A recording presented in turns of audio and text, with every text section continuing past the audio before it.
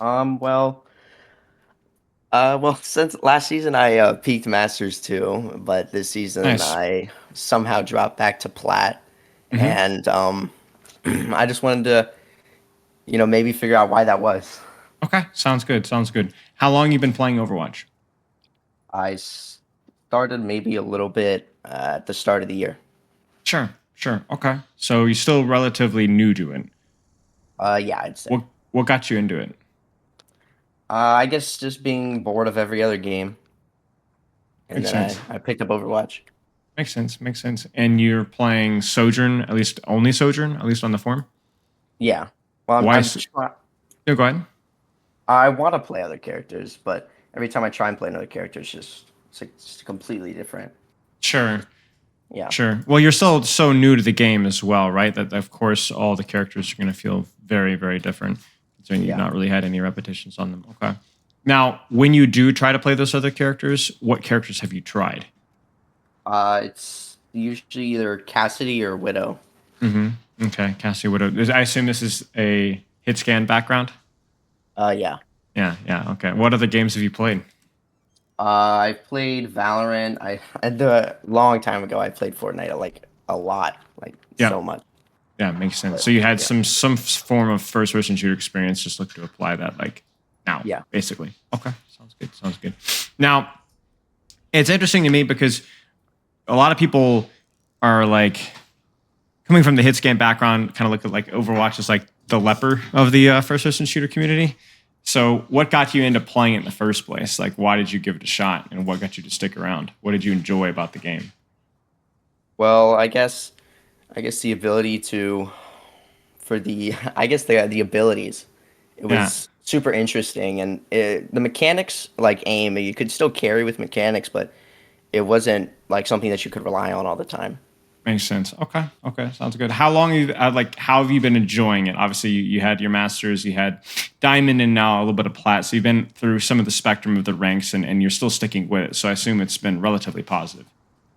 It's been good, but right now I'm scared I'm gonna get start facing burnout because I'm playing so much and I'm not just like getting any better, or I'm not seeing that I'm getting any better, and it's Right, right, right. Okay, yeah. I'm seeing you're playing like 4 to 7 hours a day. Hmm. Okay. How's that time spent? Is that just all ranked one tricking Sojourn? Hey, yeah. Yeah. Okay. Sounds good. Have you had any goals going into those games? Um, no, I've just been playing. I mean, Right. I try to go into sometimes I try and go into a game and try and figure out a goal, but then I just end up it just ends up slipping away, and I just end up playing the game. Yeah. Okay. Makes sense. Okay. Makes sense. Hmm. You have an interesting position here where I actually think that there's a lot of ways to attack this. So I could look at this objectively. And I can tell you right now that this is the bad news. First off, you've not really built a good foundation of understanding Overwatch. Do you have your game pulled up right now? Yeah, Okay. Do me a favor. And can you stream the game through Discord? sure. That would be great. So you're in a unique position. Not everyone I work with is new to the game. Go to your career profile. Click on competitive, the little tab there right next to current competitive. Go to all modes. And then click hero level, the little tab there at the top, and go just time played. Yeah, time played. And then I want you to scroll down for me. Yeah, that's what I thought. We have some gaps. Now, this is Um, not usually something that I really advocate, right? I'm of the guy, I'm one of, if anything, I'm telling people to play fewer heroes. But you're the exception to the rule because you kind of started the ground sprinting in the hit scan direction. And not just the hit scan direction, but in the specifically Sojourn direction. Now, talk to me a little bit about Genji. Why did you enjoy Genji? I Because you've got played some hours on him. him. I I think it was a while. I think it was like when Overwatch 2 first came out. I played him. I played him back. I played him like over when that a Yeah, long time ago. yeah, makes sense, makes sense. Okay, what about Ryan and Junker Queen? I And played then him around the why all same these time too. tanks? All these tanks, the same kind of thing? Just you played a Well, lot of when tank back then? I played tank a little bit back then, and I just played almost everything except Yeah, for Ball, Diva, sure. and Zarya. Uzar. Yeah, Yeah, makes sense. Makes sense. Okay, why not support? I just every time I played a few games of support, and every time I play, I just I just feel so useless. Have you tried playing support a little bit like a DPS? Yeah. Okay. Okay. Here's what I would recommend. All right. Here's what I would recommend. My diagnosis for you is this. If you want to improve at this game right now, there's 2 things that you're going to need to do. 3 things that I need you to do from your form. 4 things. You ready for this? Can you handle 4 things? That's a lot. Yeah. 1, apply feedback, which we'll give to you on what you're doing different, what you need to be doing differently in game. Number 2, Okay. play every character to at least 4 or 5 hours. Every single one. I don't care if it's quick play. I don't care if it's competitive. I don't care what it is. 4 or 5 hours. Every single character. Even Mercy. Okay. Even Mercy. Okay? In addition to that, you need to get more sleep. I'm seeing a number that I don't really like. What is it, like 5 hours or something like that, sleep? It's not good. Yeah, not good. It's not, you talk about the level of energy and focus that you need to improve. It's not going to be there. Okay? And then number 4, piggybacking off of that, you need to play the game less. I don't know what that number is. I'm not going to tell you what that number is because I don't want you to follow a rule here. I want you to be more in tune with what feels comfortable and what you're enjoying and what you feel energetic enough about. I want you to play it by ear.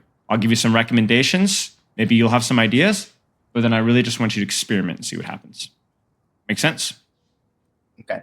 Now let's talk about why each of those things matters. You tell me, why do you think playing 4 or 5 hours, not a lot, but 4 or 5 hours of each character matters? You can possibly understand every character's kit. Sure. And why is that helpful, though? Well, you could possibly know how the enemy's going to play just by how the character is. Sure. Do you feel like you understand every ability that you play versus as well, right? The answer is that, well, it needs to be 100% yes. And there's one other thing that you're probably not considering as well. Are you sure that Sojourn is your favorite character? I think so. You see what I'm saying? You don't know. Yeah. When I got into Overwatch, I changed mains about 4 or 5 times just in the first year. Just in the first year. Now, I'm not going to say that there's going to be a character that necessarily will always 100% replace Sojourn, but you don't know. Go find out. There's a lot of characters out there. You might find that you like support, but you like Baptiste, you know? You might find out that you like Zarya more than you think you do. You just need to go try it out. Try it out. Get a more well-rounded understanding of the game. Pick up some skills, little skills here and there. Now, I know there's a lot of people out there to be like, to improve. I remember that people used to say stuff like this back in the day, like, to improve your Ana sleep dart accuracy, you should play Mei. Work on your, and it was like awful advice, right? Just play Ana if you want to get better at Ana. But you're not. I want you to be a more well-rounded Overwatch player, period, and then specialize once you actually have the very basic foundation, which you do not have right now. Okay? Let's talk about feedback and goals. Obviously, you know why that's important, right? Why is that important? Feedback is important because you'll know what you're it's just important to like know what you're doing wrong and somebody tell you what you're doing wrong. Sure. To know how to improve, right? Another reason why feedback is important as well is it gives you direction when you're in game. If you don't have direction when you're in game, the direction that you go is to try and win the game, which is not always the most productive direction. Why?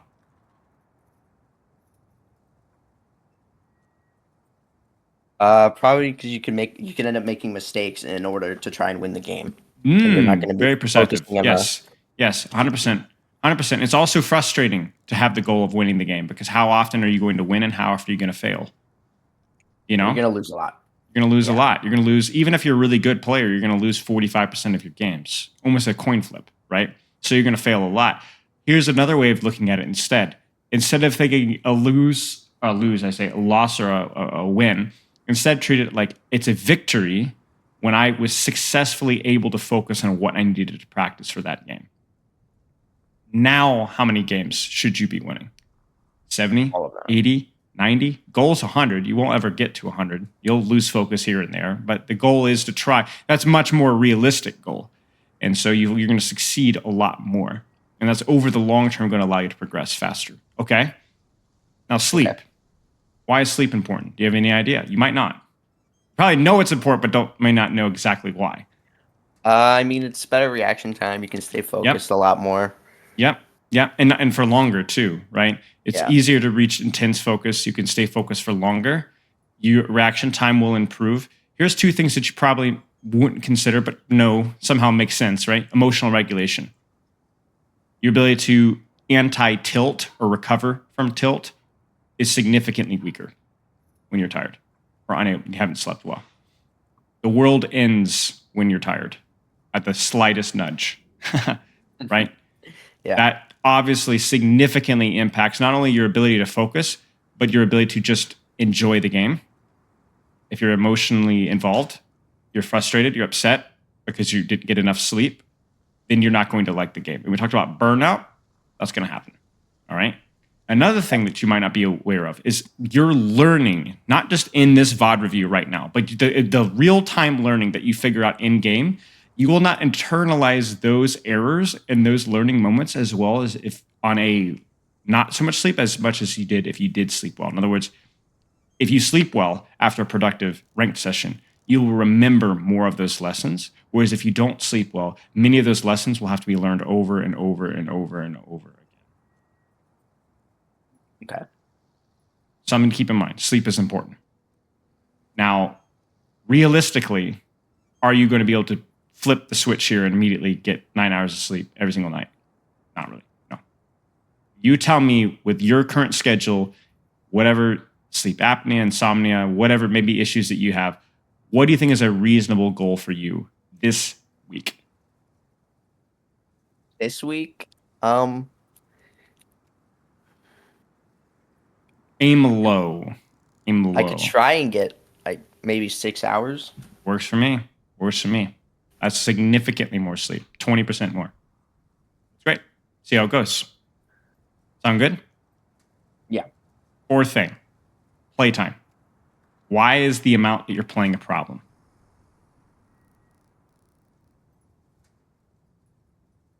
This one may be tougher.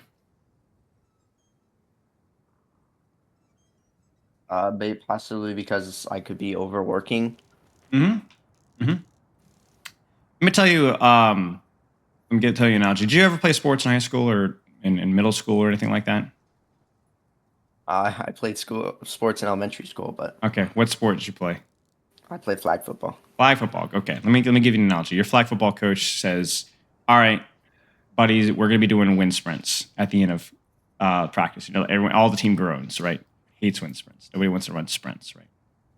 So he's going to get up there and he's going to say, "We're going to run sprints until I get tired," right?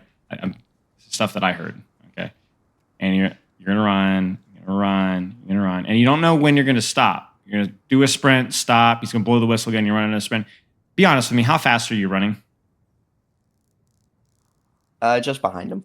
All right, just behind. Right? You don't want to push too hard, right? Why? Do you know when it's going to end? Oh yeah, no. Right. Why? Why would you go super hard when there's always like you don't know how many there's going to go? Now I remember those days, and I went as hard as I could because I was one of those cringy nerd kids that was raised well, right? And you know what happened to me? I about physically passed out a couple of times because I was like the only kid sprinting out. It was not healthy for me to run as fast as I could over and over again. Most of the other kids saved a couple in the tank, smart ones. And you know what they did in the last? Coach would say, "All right, 2 more." How fast do you think those kids ran when they knew there was only 2 more? They went full speed. They went full speed, right? Because they knew, oh, we only have so much more to go. But overall, how useful do you think those wind sprints were for making people faster? Not that useful. Because people would save it. They didn't really know how much longer. It was so long, and so they never really got faster. They never really conditioned themselves too much because they just didn't know how much longer. You see, the body wants to find the easiest path to doing things. So does your mind, right? And so when you're giving yourself this indiscriminately long grind session, the brain's not going to be in any hurry. That's why we cram for tests, right? We don't see the immediate reward on investment for doing something long and tedious right now. So let's talk about your playtime. You are playing too long and you're not playing hard enough. I promise you. Do you know what playing hard enough is? Going with the goal, full effort, full focus, and then doing it again and doing it again and doing it again, and only forgetting what you're working on occasionally, maybe once every couple of team fights, maybe, but then immediately like realigning yourself with what you're working on and really focusing on what you need to be doing in the moment. How often, how many percentage, or how much percentage, or how many of your games do you think you play like that right now? 0. Right? Not very often. So doing more of 0, a 500 times 0, 1,000 times 0, 10 million times 0 is still 0. So you're still at 0. So what needs to happen is you need to play better with more intensity, more intent, and play less often. Not because, playing more is bad, but because playing more might steal the intensity that you need earlier when it really matters. Does that make sense? Yeah. I want your play sessions to be more resembling sprints. Now, when you're practicing, the play session should resemble a sprint. But what if you just want to play for fun? What if you want to do this whole 4 to 5 hour rule and just want to like play Mercy and just like chill? What do you think? I mean, you could focus on maybe one very small task, like maybe just better, like very slight task, like very, like just a little better positioning. Sure. But it doesn't have to be practice. It just can be playing for fun. I want you to segment in your brain. When am I playing for practice? When am I playing for fun? Okay. When you're playing for practice, we're talking 2, maybe 3 hours of characters like Sojourn, like Cassidy, whatever. Hard focus, specific feedback, specific goals. Then, when that's done, you then go into quick play or competitive, sure, and just play for fun. No goals, no feedback, no intensity, just enjoy the process. That makes sense. Yeah. Then you hopefully get 6 hours of sleep. Then you do it again. Make sense? Yeah. If any questions about this? I don't think so. Okay, this is the foundation of what's going to make you a good player. Not just right now, but long term. This is how, it's not about the time that you're committing here. It's about how many of those hours were actually dedicated and focused. You ever heard of the 10,000 hour rule?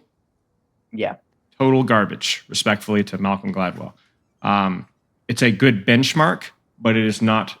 It is oftentimes we put the number on the screen instead of the mind behind the number. You have to be focused, otherwise it doesn't matter. I would say if you give it full focused hours, you don't need 10,000 hours. You don't even need anywhere remotely close to 10,000 hours for many tasks, for many skills. Okay. Any questions so far? I know that's a bit of a monologue there, but that's the most important thing we're going to talk about today. No, I think I'm good. Okay. What do you hope to get out of the session? You say, I want to get better at looking at Overwatch as a team game, controlling space and angles, rather than team deathmatch. I also don't want to be a one trick, and I want to know which heroes to learn as a hit scan DPS. I want to know where to go start playing in scrims and start my career. And this is where we get to your goals. I want to become a professional in Overwatch. Well, everything we talked about right now is the most important thing that we can talk about when it comes to professional Overwatch. Get good at this, build these habits right now, then see what happens. Make sense? Yeah. Okay. Now, let's also talk about where and how to go pro in Overwatch. You want to talk about building a hero pool. You want to look at understanding the game more.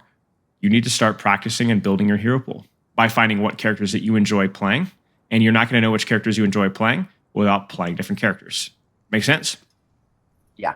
Okay. You don't want to be a one trick? Well, start practicing right now. Start developing new characters. I would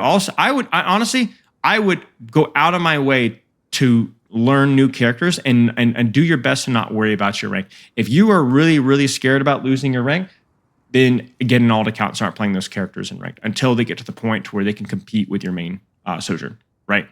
But you need to start now. Does that make sense?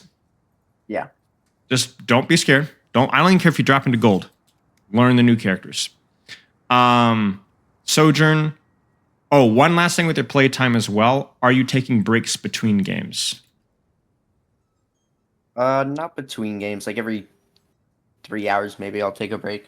Okay. I would do my best to take a break between and during every queue if possible. Get up from your computer, walk around for 30, 45 seconds. Okay. Talk about emotional regulation. Allow yourself to recenter yourself of what you need to be practicing. Rinse and go again. Make sense? Yeah. Extremely important, extremely underrated. Okay. Make sure that you get up from your computer. No aim training, no VOD review, none of that productive nonsense. Okay. What do you feel is holding you back from improving? The implementations of the things that I learn, sleep, taking breaks, setting goals, playtime. All those things will help with that. Another thing I feel holding me back is my focus. In the middle of games, my mind is wondering about random things. Of course, you're tired. You're playing for too long. You're playing for too long. That's why you take breaks as well. You know what? You know what? Can you stream? Can you play Overwatch and stream? I can play a game. All right. Get into game right now. Queue up. Are you warmed up? I don't. I can play like 5 minutes of feed tags. Sure. Let's do it.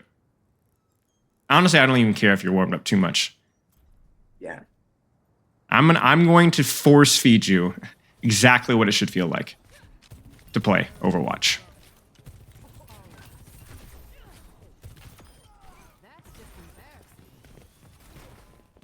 How long do you usually warm up per day? Do you usually warm up? Typically, no. I would recommend. I maybe jump in here like before the first game Sure. and in between games. Sure. I would recommend 5 minutes at the start, just for more rapid exposure. And then obviously we talked about what to be doing in between games instead.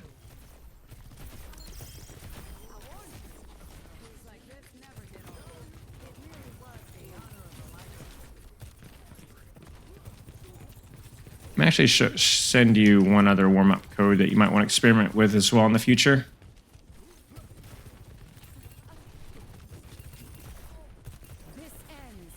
You ever do the challenge mode in this? I don't think so. You should try it. Well, that's the problem with Vaxta is that it's a good warm-up, but it's kind of just like turn your brain off and shoot stuff. But sometimes being pushed just a little bit can be useful.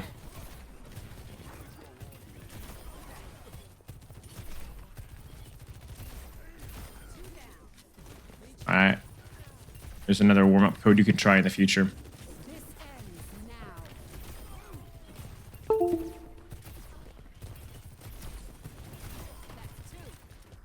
What hitbox do you have the hardest time shooting? I'm trying to think. I think it's Tracer, but I shoot her. I usually shoot at her when she's on the other team because I can one shot her. Yeah. Nice shot. For me, it's Kiriko. I cannot. I have to focus so hard when I'm shooting her. I think it's also Genji. I hate fighting Genji. Genji is tricky. Deflect. Have you ever gotten a collat kill with your ultimate? I think I've gotten one before. And there's one in Overwatch League like 2 years ago. Guy got a 3K with one shot. I had never seen that before. So what appeals to you about Sojourn? Why out of all the hit scans to choose from? Well, when I first played, I played Cassidy, but I just kept getting dived. So, I think I was just drawn to Sojourn. Yeah, makes sense. The slide is really, really strong.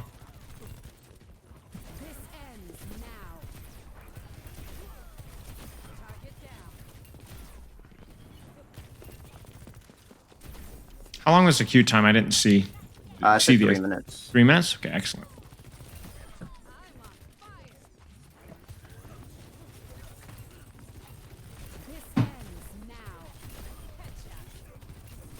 You have a favorite map?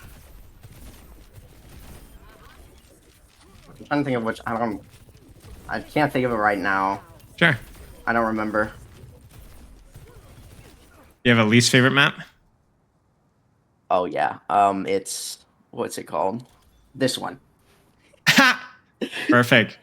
Excellent. Okay. So lock in. Here's what you're going to do. I want you to think about your positioning. All right. What angle should I hold as Sojourn? And that's all.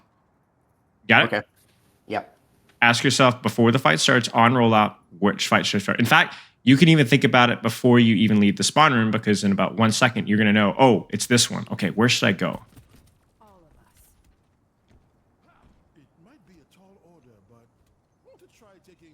So what do you think? Main, right, left, I always start run right, go main. main.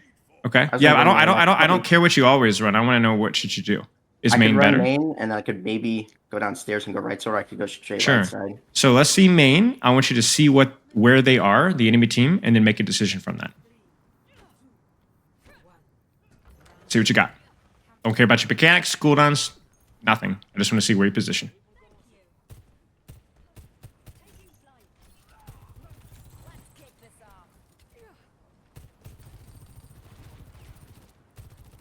With what you see, where should you be?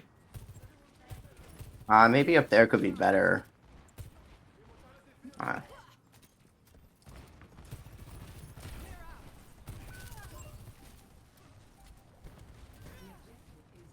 Where should you be?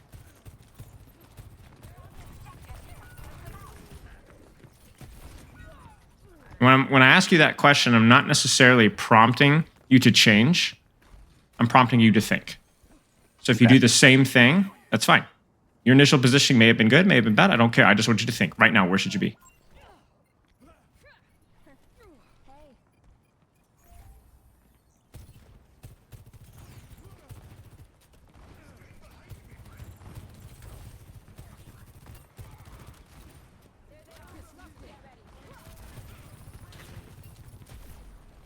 Where should you be?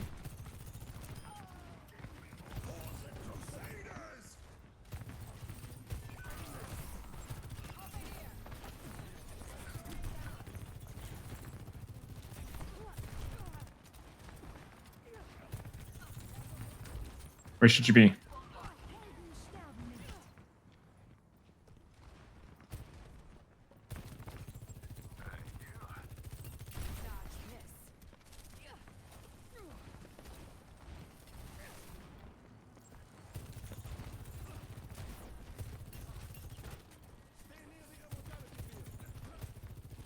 Where should you be?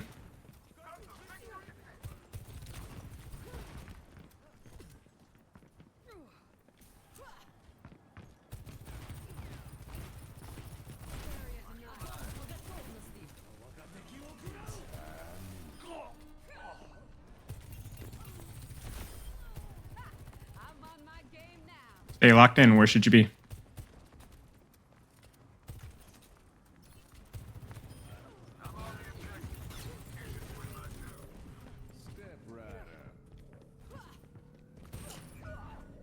Okay, nice job. So instead of thinking about last fight, again, reevaluate the fight situation right now and ask myself, okay, last fight here, I have my ultimate. Where should I be?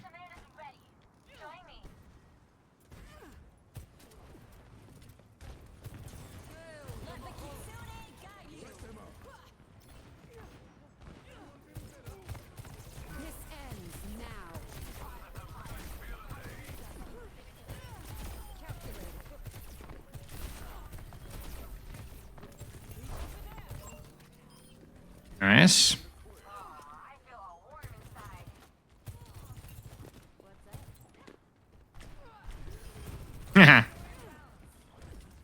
Oh no. Okay, stay locked in. Where should you be?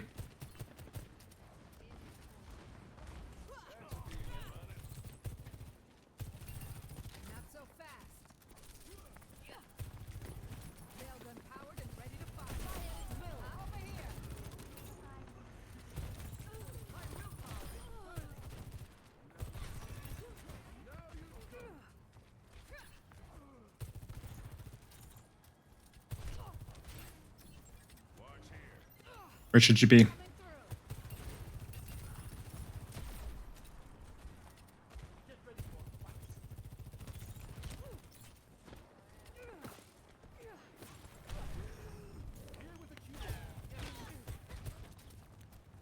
Okay, where should you be? Where should you be? It's okay. I think the angle is reasonable. You see that so much of your positioning isn't just like pick the angle, but also like, okay, where does the enemy on? What's the battle situation? Do I have my ultimate? Do I have support? It's always an angle. You got to think quickly. You got to make those decisions quickly. Last fight here. Again, where should you be?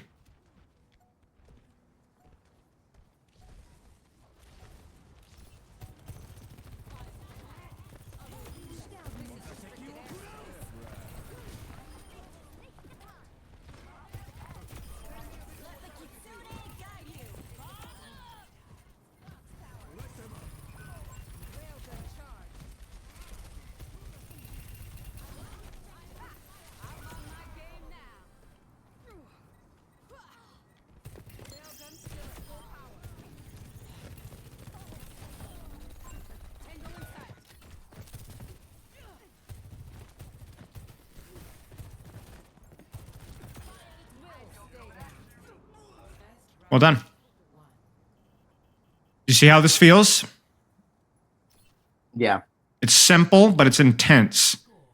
No time for breaks, no time for chilling, no brain off, fully engaged constantly. The questions are not complicated. There's no educating, there's no teaching, there's no reminding, there's no thinking about last fight, there's not even thinking about necessarily the next fight outside of the fight that's happening right now. What do you need to do?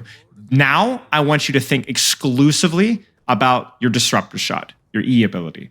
When and where should it be used? And I want it to be placed perfectly. I want the strategy behind it well thought of. I don't want you thinking about positioning at all. I want you to strictly think about the perfect use of your disruptor shot. You got me? All right.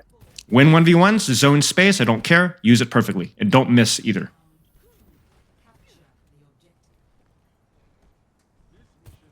Disruptor shot. Focus.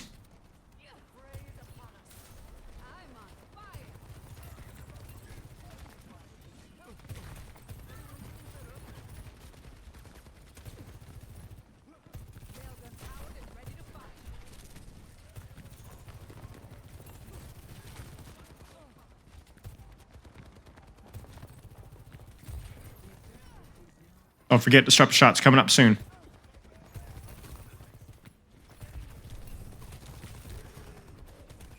It's okay. I'm noticing that you're only using your disruptor shot as part of a rail combo. I want you to break that habit. That's something that you can do sometimes, but if you see opportunity to zone out or force it on a squishy immediately, don't save it. Use it immediately.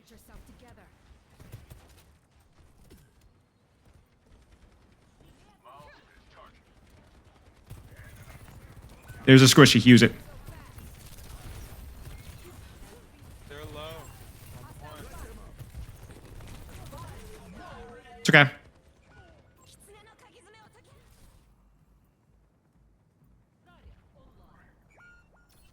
Reminder again, don't save it only for your rail combo. If you see a squishy, zone the squishy, force him to move, or win the 1v1. Don't save it for rail combo.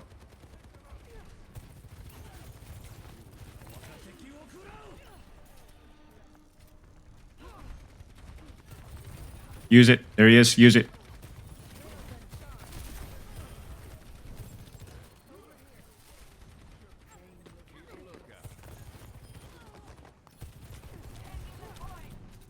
Five seconds in disruptor shot. Look for opportunities to use it.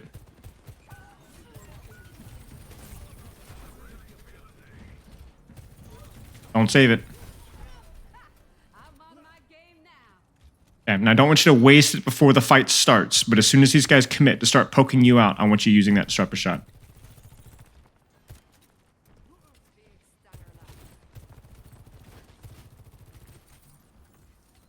Okay, fight's about to start. Start looking for opportunities.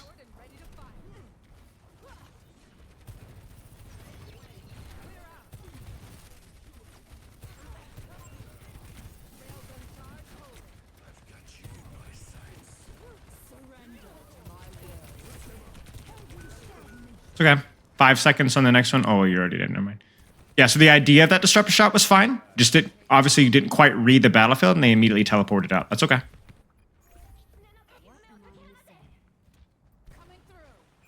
Use your ult when you see an opportunity, but again, disruptor shot. You're going to push you here. Get ready. Get ready for a disruptor shot. Use it. Use it. Okay.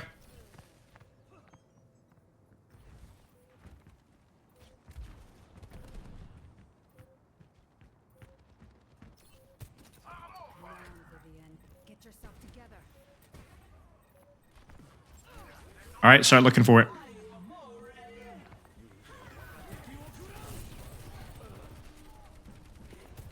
Disrupt shot, disrupt shot. Where is it? Where does it need to go? Good. Good. Again, ask yourself, when can I use it in the poke phase? When is it appropriate? When is it just something that's not really doing anything? It's a long cooldown. You gotta make sure it gets its value.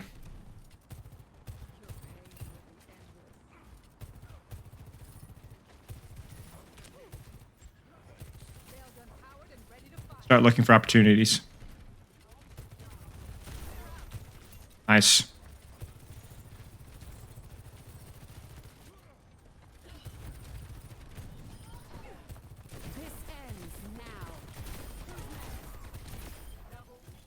Nicely done. excellent disrupt shot. Orisa commits through. You zoned the entire backline. Damage number was pretty good, but even without the damage there, just the fact that you like isolated the Orisa for that long was awesome. Okay, fight's coming up soon. Again, disrupt a shot, disrupt shot, disrupt shot.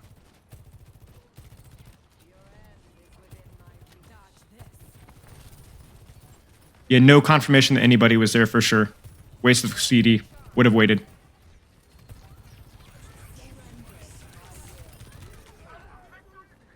It's fine. Okay. I want you to send me the replay code. Do you know how to do that? Yeah. Okay, thank you.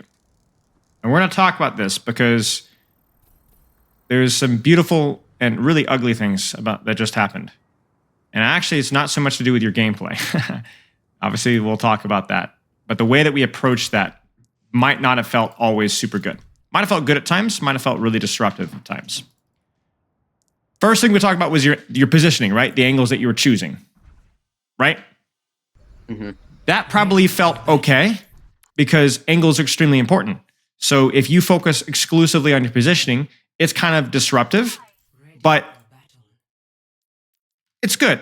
If you're able to get your angles right, you're going to win a lot of games. Maybe the most important aspect of Sojourn. Let's start my stream here. Can you see that? You can end your stream, by the way, if you'd like. Yeah, I can see it. Got it. So when we were asking you angles, what angles, what angles, what angles, what angles, pretty impactful, pretty important, right? Felt good, didn't feel too bad.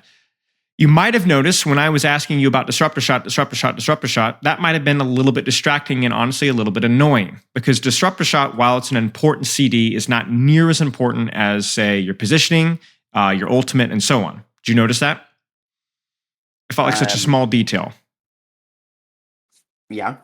Okay. A couple times you just died standing out in the open and I was still screeching about disruptor shot. But remember, Overwatch is a game of drills. It's about turning the ranked game into drills. Sometimes you will be focusing on small things that you need to fix, even though it's going to cost you games. It would have been better that second round to focus exclusively on your positioning more. Do you think that you would have played better the second round if you focused on your positioning? Yes, 100%. But it doesn't matter. We needed to work in disruptor shots. And if you don't break your habit of your rail disruptor shot and only rail disruptor shot, in the long run, that's going to be a nasty habit. It's going to cost you a lot of games. Does that make sense? Yeah.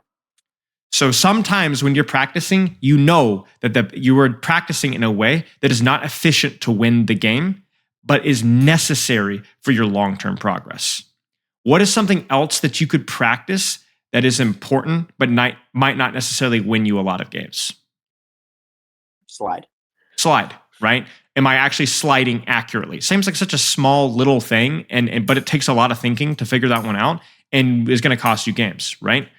What else?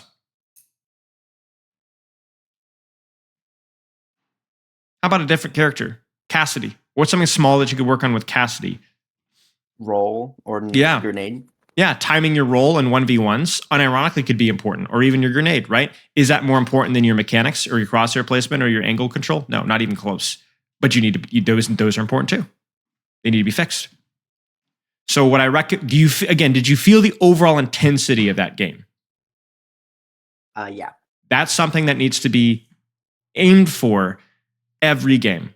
And you need to do so without me in your ear. And that's going to be hard. That's going to take practice. That's where things like sleep, taking breaks, writing down goals. And I even have things where people have a little alarm, like an audio cue that goes off every 60 seconds. All of those things can help. Does that make sense? Okay.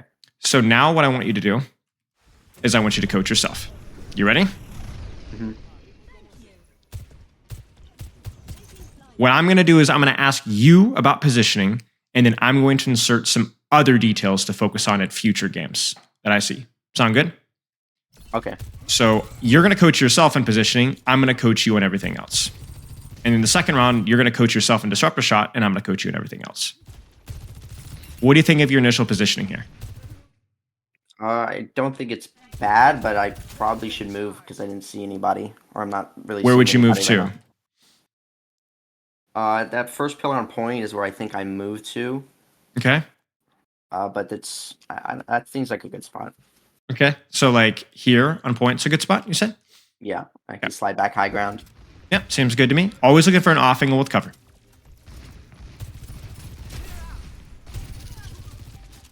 This is kind of what we talked about with the rail disruptor shot combo, which, by the way, is important, but it's not something that you should force every time. Like, for example, right here, you see that? One of the problems about the rail disruptor shot combo sometimes is that sometimes where you rail and where you want to disruptor shot is not exactly the same spot. Remember, rail is hit scan and disruptor shot is projectile. It ends up working out okay here, but it's something to be aware of. Make sense? Yeah. What do you think about this rotation? Well, I didn't see anybody. They were pushing point. Both of my supports were on my tank, though. I didn't want to draw their attention away, so I think sliding back high ground wasn't bad. Sure. Do you still have an off angle? It's a little more of an on.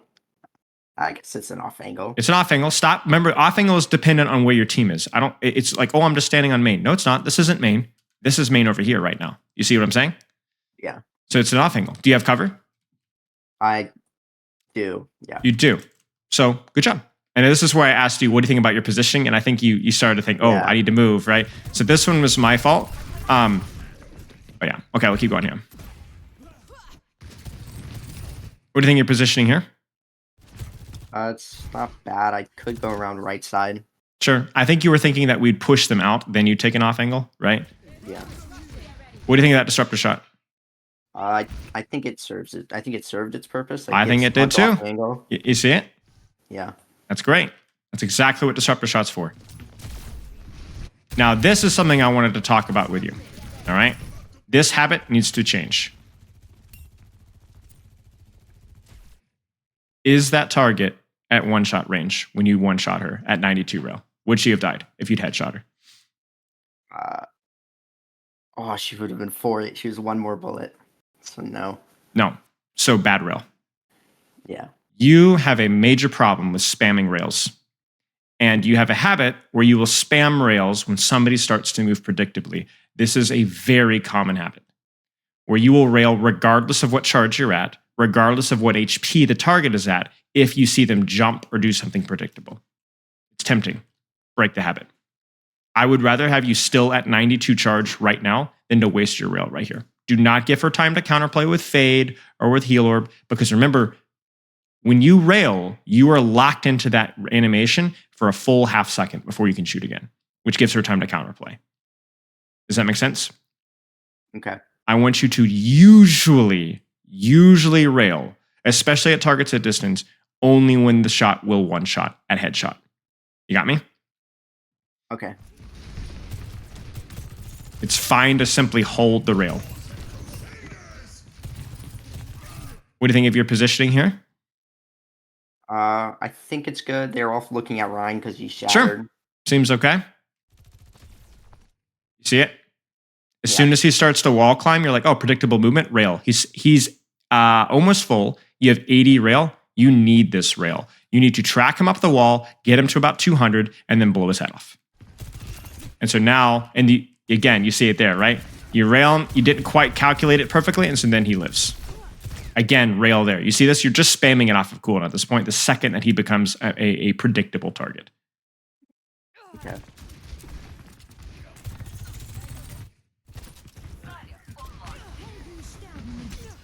Now I'm going to point out one other thing as well.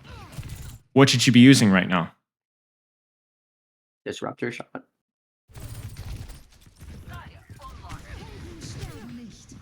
What do you think of this angle? I think it's good, but it could be long to get to, and it's pretty deep into their. Was it appropriate, given what was happening right now? Our tank was coming back from spawn. And they were pushing, and then they used an ultimate. What do you think? Is this reasonable? I don't think it's bad. I don't think it's bad either. I think actually it's quite good. I don't want you to overthink things. When you're coaching yourself, you should not aim for perfection. You should aim for what seems reasonable in the moment. Address the low-hanging fruit, okay? If it's a bad spot, fix it. If it's good, leave it. Don't worry about it. Especially with the heal passive, it's fine. Was this rail appropriate? It was too early. Was it? Yeah. Would that have one shot? You were 55 charge. I'll pause the second you hit 55. Is 55 charge enough to kill a half HP target? I think it's no. I don't think it's enough.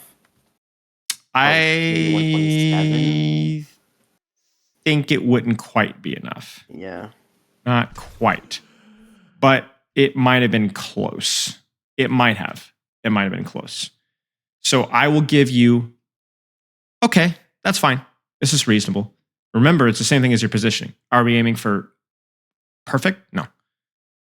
But I'm tired of seeing you rail at 20 charge on a Hanzo at full HP. Address that first. You got me? Yeah. This is close enough.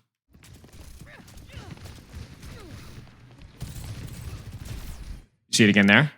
Yeah. This is the stuff that is offensive. Oh, predictable arc. 30 charge. This is not going to get the kill. There's no chance to get the kill. Hold the charge. Build your neck. Build the rail. Offensive. You got me? Yeah. What do you think of your positioning? It's good. I mean, I guess it's okay. It's a little too early, but our tank started to move over to the left there, and I think if I stayed there, it would have been a decent off angle, but because I would have been able to see their supports and their Hanzo. Sure. Let's keep going.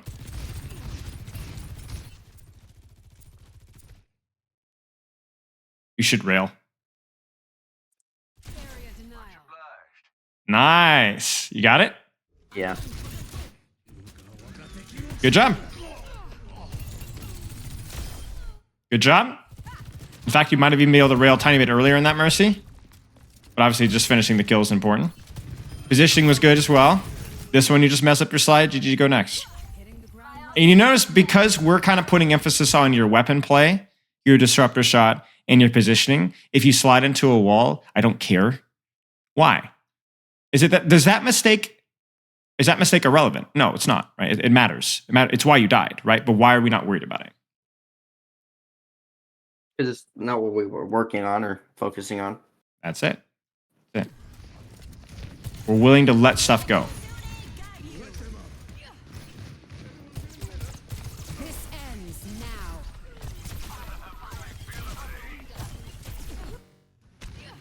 Little detail here. This ends. If you fully charge this, may have mattered.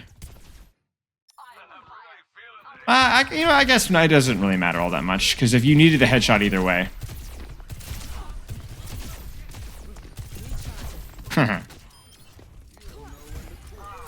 What did you think of that play in that angle? I think it was good. I think so too.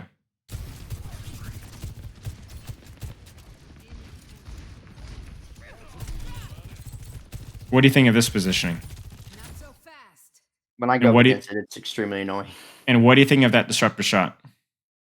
It pushes them off of the cover if it hits. And it did. It was very good. Railgun powered and ready to fire.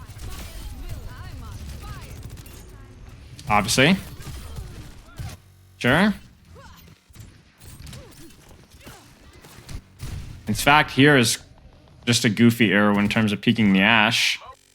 And this is pretty much a dumpster. So guess what? We're done. Let's move along. Now, I want you to coach yourself on your disruptor shot. And I will coach you on your positioning. You ready? Yeah. Okay.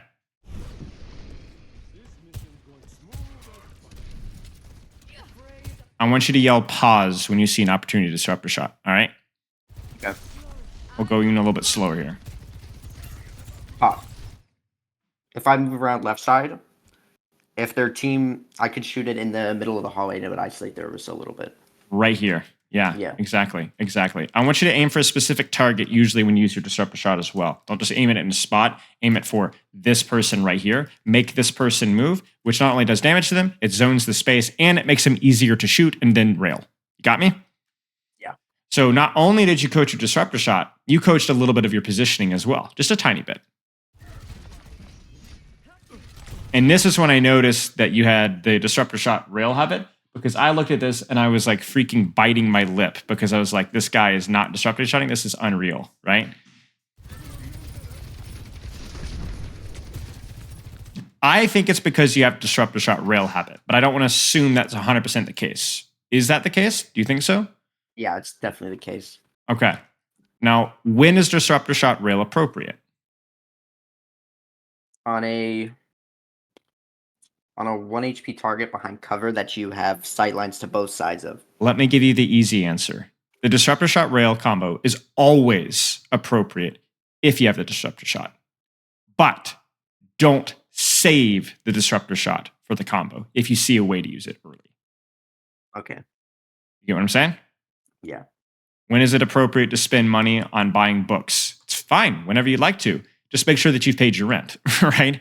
Like, I'm not going to save my disruptor shot for a combo when I see value right now. But if you have it when a combo presents itself, go for it. I don't know me.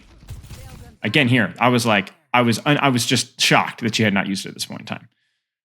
That being said, positioning is great. It's kind of funny. It also throws out your aim, kind of like we talked about earlier. Where here, it's like it almost feels like the rail combo is just like it feels like it's forced. Do you notice that? It's forced with the. Are you really focusing on hitting the rail on the head? I honestly don't even know. Oh, and by the way, was that a good rail?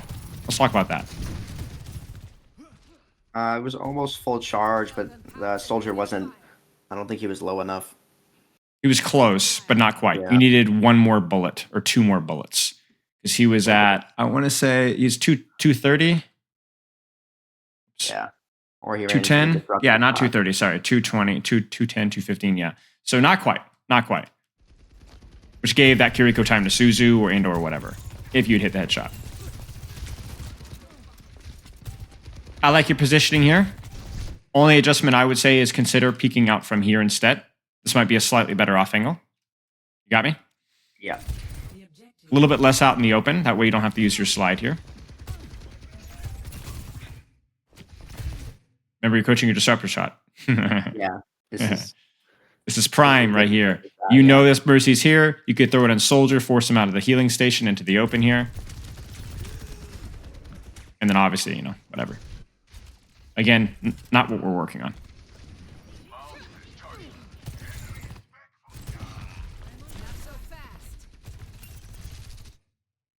You see it?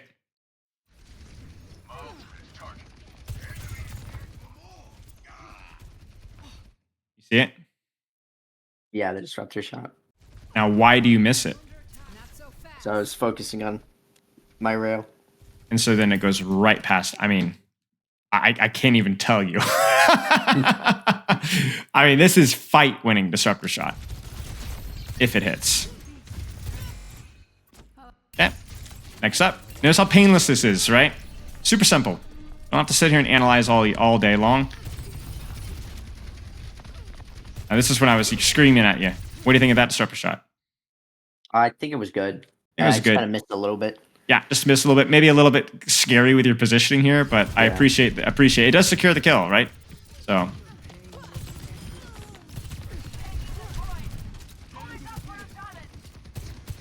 Disruptor shot coming up next.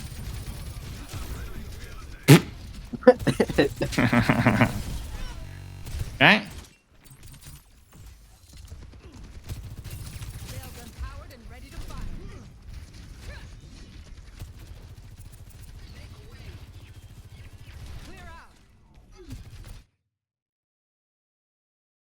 I thought the Mercy and Soldier were still there, and I thought they would be running out after Orisa, but they went around. Yeah, don't predict, react, right?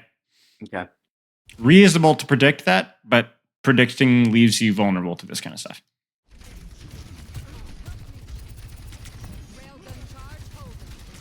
I've got you in my sights. What do you think of your positioning? I probably should have stayed and shot the Hanzo. I agree. If you have an angle, do what the angle does. Don't be like, oh, well, I'm going to go do something over here. Nope. Get the value. I think this happened twice when you just died to standing out in the open divisor. Something to keep an eye on.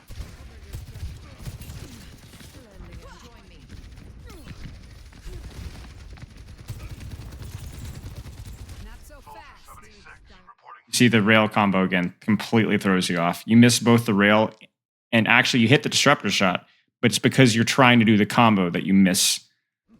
Notice that? Yeah. Disruptor shot was reasonable though, and that's what we're here for.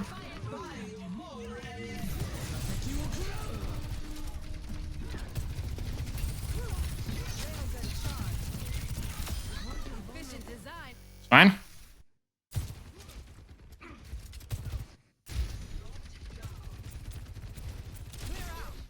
Positioning.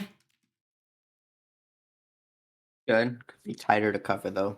Yep, agreed. You're off angling from your BAP and your soldier, so you're stacking with your tank here. But yes, you need to be tighter to cover. Yeah, the angle's good. Disruptor shot. Good. No prediction, right? You see it? You see it? Let's see what it does.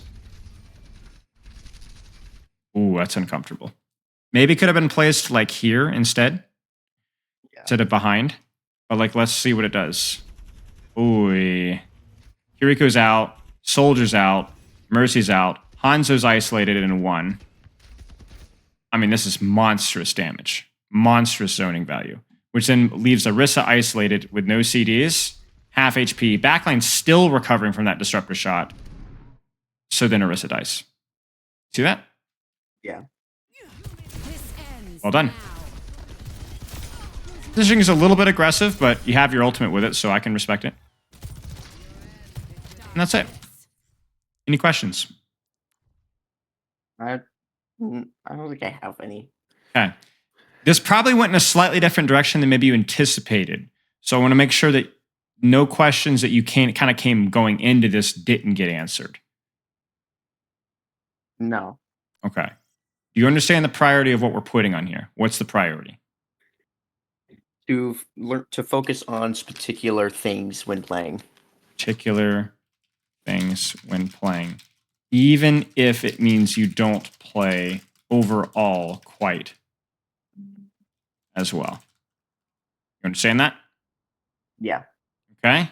What are those particular things for Sojourn, at least? Slide, disruptor shot, positioning.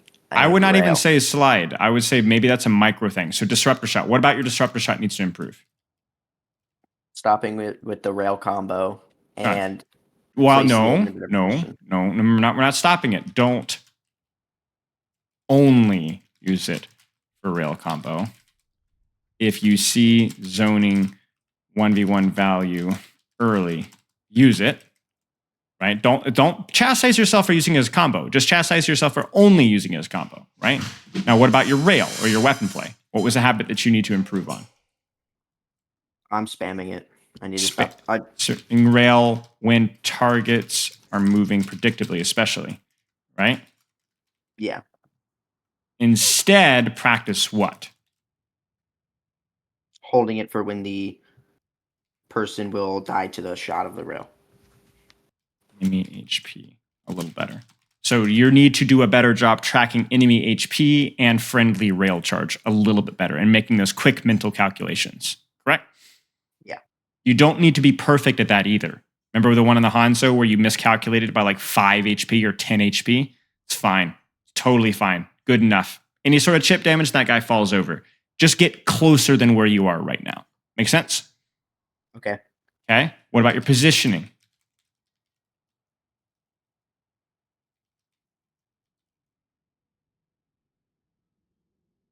Keep taking off angles, right? Yeah. Asking what angle makes the most sense and what was a micro detail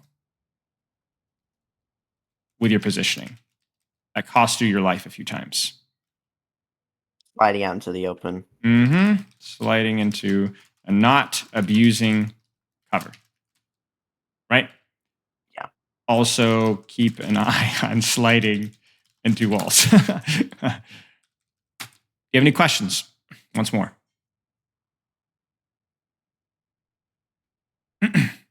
I don't think so. Okay. Remember the priority, the real juice of what we talked about was the first 20, 25 minutes about how you're approaching your training.